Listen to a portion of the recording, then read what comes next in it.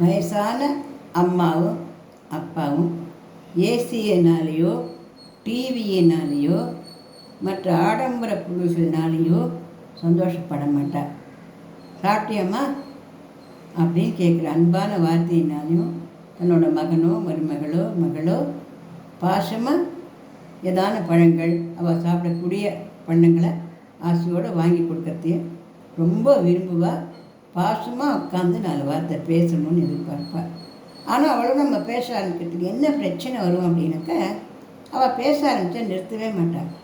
ஏன் அப்படின்னாக்க, நிறுத்தக்கூடாது, இவளை போர் அடிக்கணும்னு அவளுக்கு எண்ணம் கிடையாது.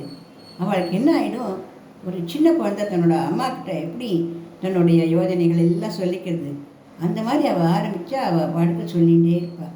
இதனால் நமக்கு என்ன தோணும், ஆமாம் இப்போ போய் உட்காந்து என்னத்தை பேசுகிறதுக்கு இருக்கு, இவர்கிட்ட போய் இப்போ ஏதாவது பேசலான்னு ஆரம்பித்தா எந்த காலத்துலேயோ காலி கதையெல்லாம் சொல்லிகிட்டு இருக்கா, நம்மளுக்கோ வேலை கிடக்குது அப்படின்னு நினைக்கணும் இல்லையா.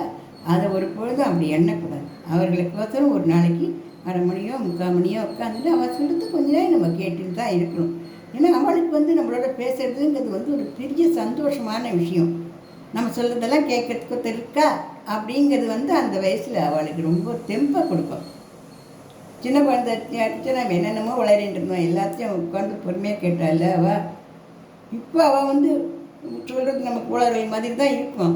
எந்த காலத்துலேயும் நான் பென்சிலில் எப்படி தெரியுமா, ஒரு பென்சிலை வச்சுட்டு அதை 1 மாதம் எழுதுவேன். இந்த காலத்து பசங்க எதையோ சொல்லிகிட்டு இருப்பா, அது நம்மளுக்கு இன்னும் சரியான நிறைய பேசக்கூடிய விஷயங்களாக இருக்காது.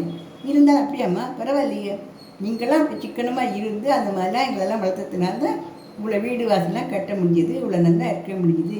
இப்போது நாங்கள் அந்த மாதிரிலாம் சிக்கனமாக இருக்கிறதுக்கெலாம் பார்க்குறோம் அப்படின்ற மாதிரி நம்ம பேசினாக்கா அவளுக்கு ஒரு சந்தோஷமாக இருக்குமோ இல்லையோ, அவளுக்கு ஒரு தெம்பாக இருக்கும். எப்போவுமே நம்ம சொல்கிறத குழந்தைகள் கேட்குறது அப்படிங்கிற மாதிரியான ஒரு எண்ணம் அவளுக்கு தோணிட்டு.